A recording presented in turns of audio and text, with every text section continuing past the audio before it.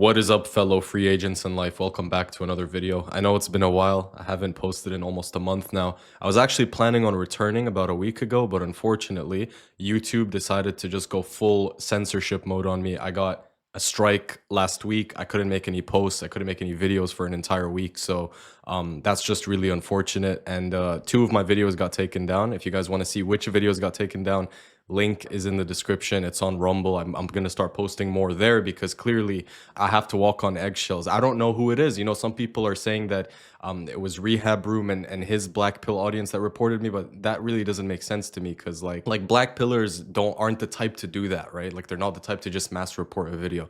I would be very surprised if that was the case. And then some people were like, it's MLD, but then again, MLD doesn't really have a cult following, so he's not like, how is he going to mass report? And the most plausible explanation, which I think is probably the truth, is the fact that a lot of normies and women found my community posts and didn't like what we had to say, didn't like the topics that were being discussed, and decided to kind of get together, band up, and mass report my channel. And the funny thing is, after I made a post talking about my strike, someone in my audience sent me this post in a subreddit called Incel Tears, where this chick was literally advocating for people to continue mass reporting me. So I get the other two strikes, and so my channel gets taken down. But, you know, typical feminist behavior, trying to kick a man while he's down. Anyways, though, we're back. Thankfully, hopefully we don't get more strikes because that's gonna spell the end of the channel, obviously. But you know, I've learned my lesson, Team YouTube. I understand now completely.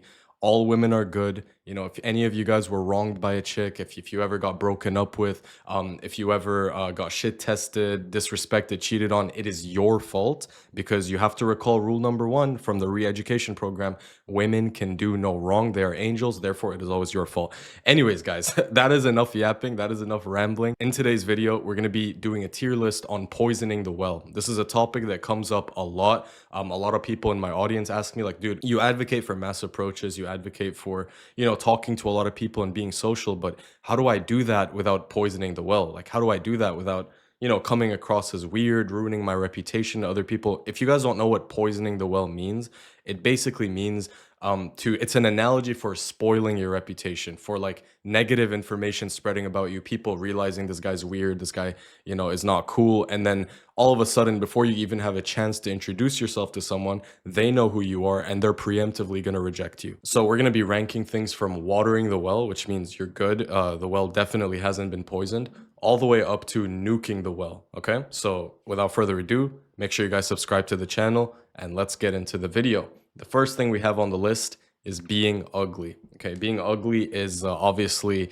a well poisoner on its own, right? Somebody who is not ugly is going to have a lot more leeway, a lot more room to screw up than someone who is. So like, that's why I always say being ugly is one of the biggest mistakes you can make. It's a horrible mistake. Don't do it. People are just going to implicitly assume bad things about you. Now, is this always the case? Absolutely not, right? There's a lot of ugly people who maybe they don't get as many sexual opportunities, but they're still cool. Like, people still like them. They're not necessarily poisoning the well. But if you're ugly and weird, that's like the nail in the coffin, right? Like you're gonna like things are gonna start, bad things are gonna start happening to you, and you're gonna be like, dude, I did the same thing as this other guy, yet he's not getting any consequences for it, and I am, right?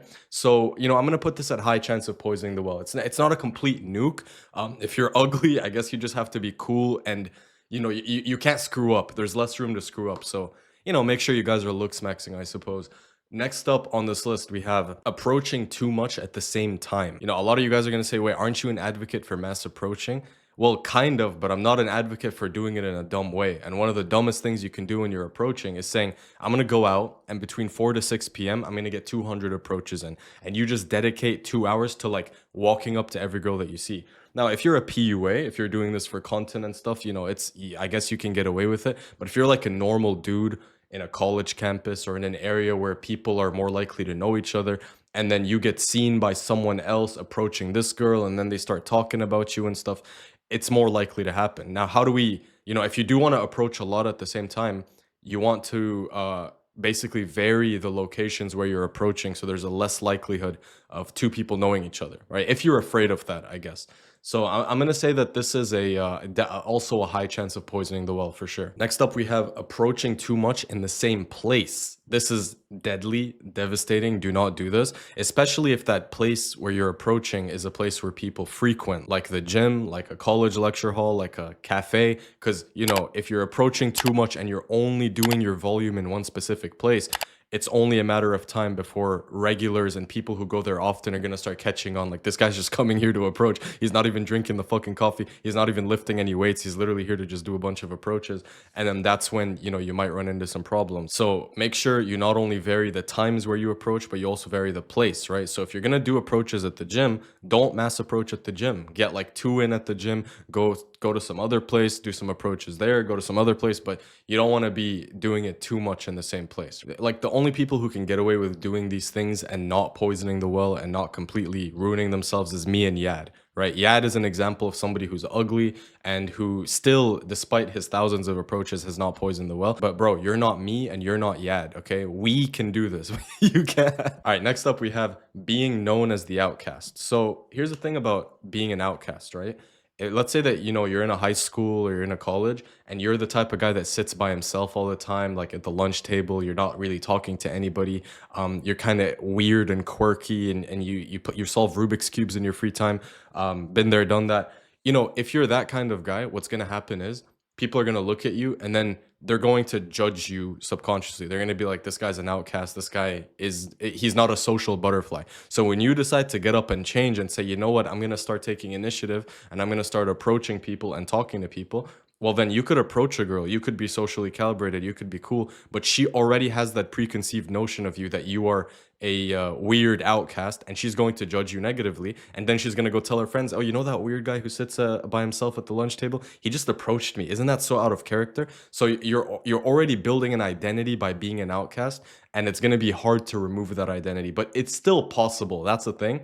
What you want to do is you want to actually make male friends and build a social life before you start talking to girls if you're perceived as an outcast. Because the outcast, the guy who sits by himself, who's always alone, he rarely gets the girl. So you got to start working brick by brick, layer by layer, which means friends first, social life, community, women come after. Always do it in that order. And also, I might make a separate video on this, but male loneliness, the problem isn't about girlfriends and wives and women. It's actually a problem with community and friendship. Next up, we have creepy behavior. See, you could have everything going for you. You could be pretty decent looking, above average. You could be, a guy who's confident, who approaches a lot. But if you exhibit weird, creepy behavior, like, you lick your lips every 3 seconds. I don't know, dude. I'm just trying to think, what's something creepy? Like staring dead into her soul when you speak, like piercing eye contact that doesn't look away.